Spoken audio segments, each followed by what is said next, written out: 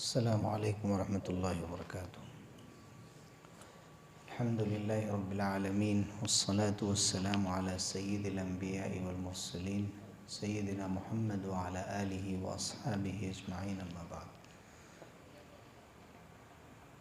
فقد قال اللہ سبحانہ وتعالی اعوذ باللہ من الشیطان الرجیم، بسم اللہ الرحمن الرحیم، وَتِلْكَ الْأَيَّامُ نُدَاوِلُهَا بَيْنَ النَّاسِ۔ اللہ تعالیٰ نے قرآن مجید میں یہ فرمایا ہے کہ ہم دنوں کو لوگوں کے درمیان بدلتے رہتے ہیں، الٹتے پھیرتے رہتے ہیں، اور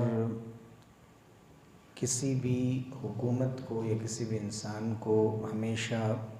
عروج یا ہمیشہ زوال نہیں ہوتا، بلکہ اللہ تعالیٰ کے فیصلوں کے مطابق ان میں تبدیلی بھی ہو سکتی۔ عباسی خلافت کا تذکرہ کیا جا رہا تھا اسلامی تاریخ کی اس کلاس میں، جن کو اللہ تعالیٰ نے تقریباً دنیا کے مختلف حصوں پر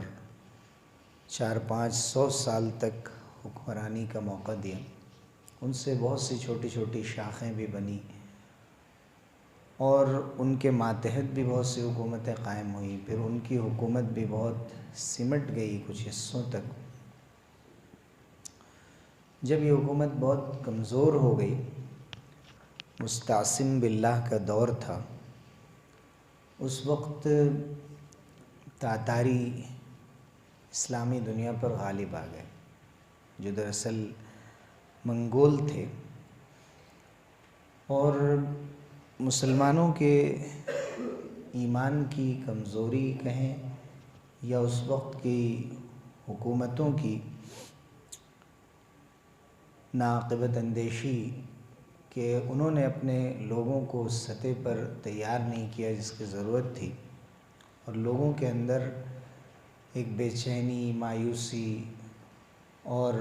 ایک انجانہ سا خوف دلوں کے اندر پیدا ہو گیا۔ کہا جاتا ہے کہ وہ تاتاریوں سے اتنا زیادہ ڈرنے اور گھبرانے لگے تھے کہ اگر ایک تاتاری عورت بھی کسی مسلمان سے یہ کہتی کہ تمہیں اسی طرح گردن جھکا کر اور یہیں پہ رکنا ہے اور میں آ رہی ہوں، تو اتنی بھی ہمت نہیں تھی کہ وہ اپنی جان بچا کر وہاں سے فرار ہو جائے اور ایک عورت ہتھیار سے اس کا کام تمام کرتی۔ اور عربوں میں ایک جملہ مشہور ہو گیا تھا کہ اذا قیل لک ان التتر انہزموا فلا تصدق، اگر تم سے کہا جائے کہ تاتاری شکست کھا گئے ہیں تو تم کبھی تصدیق مت کرنا۔ جیسے آج کی دنیا میں بہت سی طاقتوں کے بارے میں جو مسلمانوں کے دلوں پر ان کا دبدبہ ہے، غلبہ ہے، اگر آج کوئی ان کے بارے میں یہ کہے کہ نہیں، ان کو بھی ایک وقت آئے گا کہ ان کے کیے کی سزا ملے گی اور یہ دنیا سے ختم ہو جائیں گی یہ طاقتیں، تو انسان یقین نہیں کر پاتا ان کے زور اور ان کے دبدبے اور ان کی جو دنیا میں شہرت ہے، ان کا ظلم ہے۔ یہی حال تاتاریوں کے بارے میں لوگوں کے ذہنوں میں تھا، اور انہوں نے ایک بڑی کارروائی جو بغداد کے سلسلے میں کی تھی، اس کی وجہ سے یہ حقیقت بھی معلوم ہوتا کہ آخر کیسے اتنی بڑی طاقت اور اتنی بڑی فوج کو شکست دی جا سکتی۔ لیکن اللہ تعالیٰ کا کرنا ایسا ہوا کہ ایک بزرگ گزرے ہیں جن کا نام تھا جمال الدین، جیسا کہ بعض مستشرقین نے ایسے عیسائی مفکر اور مصنف جنہوں نے اسلام کا مطالعہ کیا اور انہوں نے کتاب لکھی، the preaching of Islam, doctor Arnold کی کتاب ہے، جو علی گڑھ کے پروفیسر بھی رہے ہیں، انڈیا میں بھی رہے، وہ علامہ شبلی نعمانی کے زمانے میں انہوں نے کتاب لکھی، اور اس کا اردو میں ترجمہ اشاعت اسلام کے نام سے بھی شائع ہوا۔ انہوں نے اس کتاب میں لکھا ہے کہ شیخ جمال الدین کی دعوت سے اس قوم میں بڑی تبدیلی آئی۔ انہوں نے جب ایک شکار پر بادشاہ نکلا ہوا تھا، تاتاری بادشاہ، اس وقت شیخ جمال الدین پر نظر پڑی، شکارگاہ کے قریب کسی کو بھی آنے کی اجازت نہیں دی، اور خاص طور سے اگر کوئی ایرانی آ جائیں، ایرانی، عراقی، بغداد کے آس پاس کے لوگ، تو ان کو منحوس سمجھتے تھے۔ تو انہوں نے، کسی تاتاری لیڈر نے، بادشاہ نے شیخ جمال الدین سے یہ کہا کہ حقیر سمجھتے ہوئے، بہت ہی زیادہ ان کی رسوائی اور بے عزتی کرتے ہوئے کہا کہ تم اچھے ہو، یا اس کے پاس ایک شکاری کتا تھا، اس کے بارے میں کہا یہ کتا اچھا ہے۔ تو شیخ جمال الدین نے فرمایا کہ اگر ایمان پر میری موت ہوئی تو میں اچھا ہوں، اور انہوں نے کچھ بھی نہیں کہا۔ تو اس کو بڑی حیرت ہوئی کہ آخر یہ ایمان کیا چیز ہے کہ جو ان کے نزدیک اتنی اہم چیز ہے۔ تو انہوں نے کہا کہ وقت آئے گا تو میں بتاؤں گا۔ انہوں نے نصیحت کی اور سمجھایا، لیکن بہت جلد اس وقت کا وہ بادشاہ نہیں بلکہ وہ شہزادہ تھا، کرون پرنس تھا، اس نے کہا کہ جب میری حکومت آئے گی، میں بادشاہ بن جاؤں گا، تو آپ ضرور آ کر میرے محل میں مجھ سے ملاقات کریں، اور میں اس اسلام یا ایمان کے بارے میں سننا چاہوں گا۔ مائل ہو گیا اسلام کی طرف، لیکن یہ شیخ جمال الدین ضعیف تھے، اور کچھ دن بعد ان کا انتقال ہو گیا۔ انتقال سے پہلے انہوں نے اپنے بیٹے شیخ شرف الدین کو یہ نصیحت کی کہ جب بھی تمہیں یہ معلوم ہو کہ اس وقت کا شہزادہ بادشاہ بن گیا ہے، اسے حکومت حاصل ہو گئی ہے، تو تم اس کے پاس جانا اور جا کر اسے اسلام کی دعوت دینا، ایمان کے بارے میں بتانا۔ ان کے بیٹے شیخ شرف الدین نے منصوبہ بنایا ہوگا، ارادہ کیا، ایک مدت کے بعد وہ وہاں پہنچے۔ جب وہاں پہنچے تو اس محل کے اندر کیسے داخل ہوں؟ ایک سادہ کپڑوں میں ایک شخص ملبوس، ان کے لیے بڑی مشکل ہو رہی تھی۔ تو انہوں نے یہ کیا کہ قریب میں ہی اللہ تعالیٰ نے ان کے دل میں بات ڈالی کہ اگر یہاں ہم کوئی ایسی حرکت کریں جو آداب شاہی کے خلاف ہو تو لوگ ضرور مجھے پکڑ کے محل کے اندر لے جائیں گے۔ تو انہوں نے وہاں پر ایک درخت کے نیچے ایک کام شروع کیا کہ وہ اذان دیتے تھے اور نماز پڑھتے تھے۔ اذان کی آواز آس پاس جاتی تھی، لوگوں نے کہا کہ تمہیں اذان نہیں دینی چاہیے، تو وہ نہیں مانے۔ جب نہیں، کسی کے کہنے پہ نہیں مانے تو ان کو محل کے اندر لایا گیا پکڑ کے سزا دینے کے لیے۔ لیکن انہوں نے کہا کہ ایک مرتبہ آپ ہمارے جو آپ کے بادشاہ ہیں ان تک ہماری خبر پہنچائیے اور ان کو یاد دلائیے۔ جب ان تک ان کو پہنچایا گیا اور انہوں نے یاد دلایا کہ آپ نے میرے والد صاحب سے یہ وعدہ کیا تھا کہ ایمان اسلام کے بارے میں آپ سمجھنا چاہیں گے، تو ان کو یاد آیا اور انہوں نے اسلام اور ایمان کے بارے میں سمجھا، قرآن کے بارے میں سمجھا، اور ظاہر ہے کہ کئی مجلسوں میں اور نشستوں میں ملاقاتوں کے بعد وہ اس بات پر آمادہ ہو گئے کہ ہمیں یہ مذہب قبول کر لینا چاہیے، اور انہوں نے آخری دین کو قبول کیا اور ان کے ساتھ تاتاریوں کی ایک بڑی جماعت اسلام لائی۔ یہ ایک واقعہ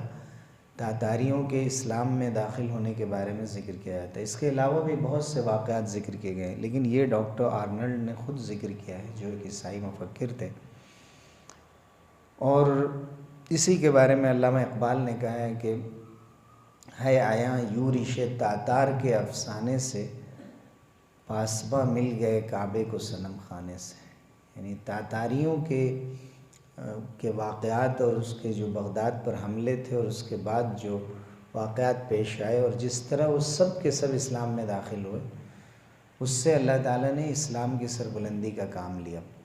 اور انہوں نے اسلام کی حفاظت کا کام کیا، اور بہت سے موقعوں سے اسلامی فوج میں شامل ہو کر دشمنوں کو شکست دی۔ تو یہ اللہ کے فیصلے ہوتے ہیں، اور علامہ اقبال نے ہی مسلمانوں کے بارے میں کہا ہے کہ جہاں میں اہل ایمان صورت خورشید جیتے ہیں، ادھر ڈوبے ادھر نکلے، ادھر ڈوبے ادھر نکلے۔ یعنی جیسے سورج ہے، سورج کبھی ڈوبتا نہیں ہے، ایک جگہ ڈوبتا ہے تو دوسری جگہ نکل جاتا ہے۔ تو یہی حال مسلمانوں کا ہے کہ ان کو اللہ تعالیٰ نے کبھی بھی مایوس ہونے سے منع فرمایا ہے، اور تاریخ اس پر گواہ ہے کہ ایسا ہوا ہے۔ اس سے زیادہ تاریک دور میں اور مایوسی کے دور میں مسلمان پھر سے ابھرے ہیں، اور حضور صلی اللہ علیہ وسلم نے فرمایا کہ ان اللہ یؤید ھذا الدین بالرجل الفاجر، اللہ تعالیٰ اس دین کی تائید کبھی ایک فاسق فاجر انسان سے بھی کرا دیتا ہے، یا تو اسے توفیق اور ہدایت دے کر، یا وہ خود گناہ گار ہو لیکن اس سے کوئی ایسا کام کرا دیتا ہے کہ جس سے پوری ملت اور مسلمانوں کا فائدہ ہوتا ہے۔ تو اس پر پوری تاریخ گواہ ہے۔ بہرحال آج کا جو میرے موضوع کا ابتدائی حصہ تھا اس کو میں اب ذکر کر رہا ہوں، وہ یہ کہ بغداد یہ شہر معتصم کے زمانے میں بنا، بہت پہلے اسلام کی تاریخ سے، کہ بالکل ابتدائی دور میں، اور ایسا شہر تھا کہ جہاں پر علم کا چرچا تھا، تعلیم کا چرچا تھا، وہاں بڑی بڑی لائبریریاں تھیں، مدرسے تھے، اور بیت الحکمت کے نام سے ایک ادارہ تھا، ہاؤس آف وزڈم، جہاں کتابیں لکھی بھی جاتی تھیں، اور دنیا بھر کی جو اہم کتابیں ہوتی تھیں، فلاسفی کے اوپر، میڈیکل سائنس کے اوپر، ہمارے انڈیا کی بھی بھارتی سنسکرتی میں جو اہم کتابیں اس زمانے میں سمجھی جاتی تھیں، تو وہاں سے لوگ آتے تھے اور کتابوں کے ترجمے کرتے تھے، یہاں سیکھتے تھے، یہاں سے کتابیں وہاں منگائی جاتی تھیں۔ مامون رشید کے زمانے میں یہ کام زیادہ ہوا۔ تو بغداد ایک ایسا شہر جہاں امام ابو حنیفہ رحمۃ اللہ علیہ کی قبر ہے، امام احمد بن حنبل رحمۃ اللہ علیہ کی قبر ہے، امام شافعی رحمۃ اللہ علیہ مصر میں ہیں، ایجپٹ میں، اور امام مالک رحمۃ اللہ علیہ مدینہ منورہ میں۔ لیکن 4 مشہور فقہ کے اماموں میں 2 امام بغداد میں، اور امام ابو حنیفہ رحمۃ اللہ علیہ کا جو وطن تھا بغداد سے قریب کوفہ میں تھا، عراق کی سرزمین پر۔ تو بغداد ایک ایسا شہر جس کو مدینۃ السلام کہا جاتا تھا، امن و امان کا شہر، علم کا شہر۔ لیکن ایک ایسا وقت آیا، یہ 1258 عیسوی کی بات ہے، اور اگر لونر کیلنڈر چاند کی تاریخوں کے اعتبار سے دیکھا جائے تو 656 ہجری میں،